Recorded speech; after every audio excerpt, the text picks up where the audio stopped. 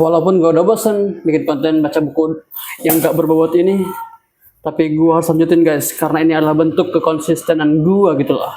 Gue akan baca buku ini sampai habis lah.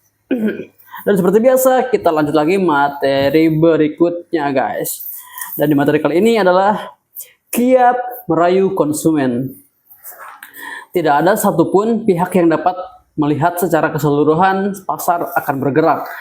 Pasar adalah tempat setiap kejadian yang tidak terduga dapat terjadi dan berlangsung dengan cepat. Para analis yang mengamati situasi pasar dari detik ke detik akan selalu membuat opini yang diperbarui setiap saat. Tujuannya untuk memberikan informasi secara baik dan benar kepada para pelanggan. Anda tidak dapat meramal masa depan kondisi pasar. Sebuah keadaan atau peristiwa terjadi karena banyak faktor yang tidak pernah Anda duga dan pikirkan. Hal terbaik yang dapat Anda lakukan adalah memahami gejolak pasar dan menerima informasi setiap saat. Tidak ada yang mampu meramal apa yang akan terjadi pada masa yang akan datang. Itulah pasar yang bersifat dinamis dan mempunyai cara sendiri dalam bekerja. Pasar akan terus bekerja dan berubah. Peristiwa-peristiwa di seluruh dunia menentukan perubahan itu tanpa Anda pernah menyadarinya. Perubahan ini terjadi sangat cepat dan Anda bertugas memahaminya. Perubahan itu berdampak pada apa nih? Coba guys. Pada penjualan produk yang akan Anda tawarkan ke pasar. Memang tidak mudah bagi Anda untuk menaklukkan pasar, tapi Anda dapat mempertahankan pertumbuhan bisnis Anda saat ini. Tanpa itu semua, Anda akan mengalami kerugian. Banyak hal yang harus Anda lakukan untuk memahami cara pasar bekerja dan butuh waktu untuk mempelajarinya. Para kompetitor akan terus mengganggu Anda dengan menciptakan produk-produk yang lebih inovatif dan unik. Hal itu tentu saja akan mengaruhi pendapatan Anda. Anda harus selalu setiap saat melihat aksi-aksi para kompetitor. Mereka akan terus menyerang Anda, bahkan menghancurkan bisnis Anda. Mereka akan mengembangkan produk-produk baru untuk terus memimpin di pasar. Anda tidak boleh lengah dalam menghadapinya. Anda sebagai seorang pengusaha dituntut untuk bersikap cepat, mengambil keputusan yang cepat, mengambil keputusan yang tepat dan mampu berkomunikasi dengan banyak pihak. Anda harus melakukan perubahan. Kalau perlu, Anda harus melakukan perubahan budaya kerja dalam mengantisipasi perubahan yang berlangsung dengan cepat, karena perubahan yang datang tiba-tiba sangat cepat itu berasal dari luar. Anda tidak boleh diam saja melihat perubahan yang terjadi. Anda perlu memiliki kemampuan berkomunikasi secara internal dan eksternal. Ketika pasar terus bergerak dan berubah dengan cepat, fokus dalam perubahan itu adalah apakah produk Anda akan diterima oleh pasar dan mampu memenangi pertarungan melawan kompetitor, atau justru sebaliknya. Anda harus mampu berkomunikasi dengan baik kepada karyawan, investor, maupun analis pasar sehingga mereka dapat memberikan gambaran yang tepat mengenai perubahan pasar. Informasi itu sangat penting untuk menyusun strategi bisnis Anda dalam memahami gejolak pasar yang penuh dengan misteri. Target utama dari suatu bisnis adalah pendapatan laba yang bersumber dari konsumen. Sebagian pengusaha mungkin tidak terlalu sulit mendapatkan konsumen. Namun hampir semua pengusaha mendapatkan masalah jika menyangkut konsumen yang tidak loyal. Anda perlu berpromosi untuk menarik konsumen, mulai dari cara sederhana dengan memasang spanduk sampai cara berpromosi melalui media online, radio, ataupun televisi. Namun semua itu akan sia-sia jika Anda tidak mampu mempertahankan konsumen agar mereka selalu menjadi pelanggan Anda. Oleh karena itu, ikutilah trik berkomunikasi yang baik dengan konsumen berikut ini. Yang pertama, konsumen bukan orang lain. Ketika menganggap konsumen sebagai orang lain, maka secara tidak sadar Anda akan memperlakukan konsumen sebagai sapi perah.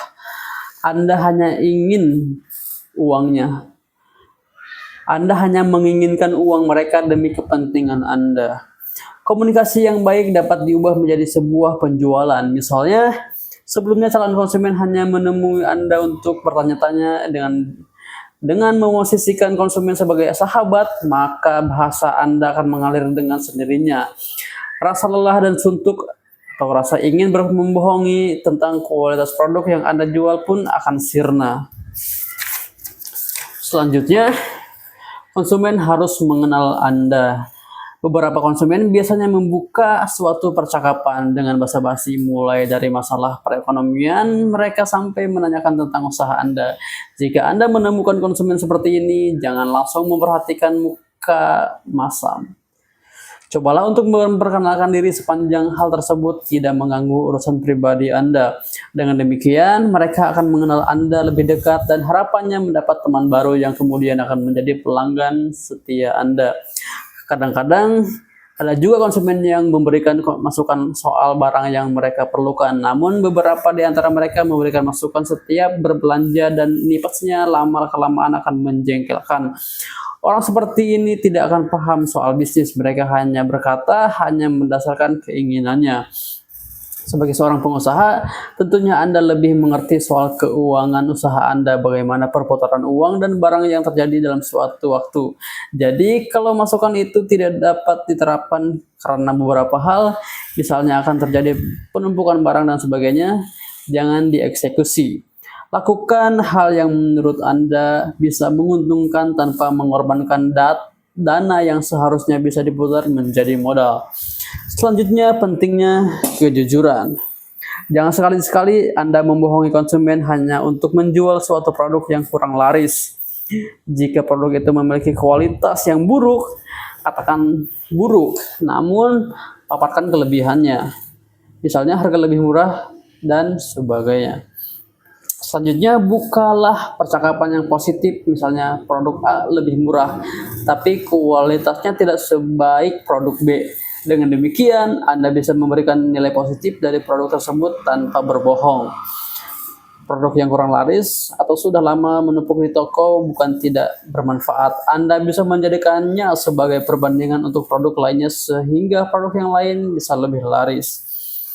Selanjutnya, kesan pertama. Ciptakan kesan pertama yang luar biasa. Tidak akan ada kesempatan kedua untuk membuat kesan pertama. Kesan ini dapat diciptakan melalui senyuman tulus, busana yang sesuai, jabat tangan yang hangat, ketepatan waktu janji, bahasa tubuh yang sopan, jujur, dan struktur bahasa dan terstruktur saat bicara, dan sejenisnya. Selanjutnya, kekuatan kata-kata. Anda tidak boleh menggunakan kata-kata yang rumit dan panjang supaya tidak mengaburkan substansi pesan dan konsumen tidak lelah mendengarnya. Bahkan bisa terjadi kesalahpahaman jika kata-kata yang Anda gunakan itu terlalu rumit. Senyuman itu menular. Senyuman itu seperti cermin. Jika Anda tersenyum, balasannya pasti juga tersenyum dari konsumen. Jika Anda tersenyum, balasannya pasti senyum juga. Jika Anda tersenyum, balasannya pasti juga senyuman dari konsumen. Seperti itu guys, senyum. Konsumen mengharapkan kata-kata yang positif karena membuatnya optimis, percaya diri, semangat, inovatif, kreatif, energik, bahagia, dan sejenisnya. Mereka juga tertarik pada kata-kata yang diucapkan dengan penuh semangat. Konsumen akan lebih merasa nyaman bila tatapan mata hormat, martabat, dan sopan ditampilkan oleh Anda. Ketulusan walaupun tidak bersuara akan terdengar dan terlihat jelas melalui guratan wajah dan gerak-gerik bahasa tubuh. Selanjutnya, jaga sikap. Anda tidak boleh terpancing emosi negatif saat ada keluhan yang diungkapkan secara tidak simpatik oleh konsumen. Anda harus bisa menahan emosi. Yang lebih penting dan bernilai untuk konsumen bukanlah konstruksi dari atau dekorasi luar Anda. Yang ada di dalam diri Anda jauh lebih menentukan nilai Anda. Oke guys, mungkin segitu aja dulu untuk kiat merayu konsumen. Menurut gua di bagian-bagian ini udah lumayan oke lah materinya. Gak kayak awal-awal kayak gak jelas, kayak ngambang anjir, what the fuck nih. Tapi ini udah lumayan oke guys menurut gua ya. Jadi mungkin itu aja materi kali ini. See you to the next video guys. Jane.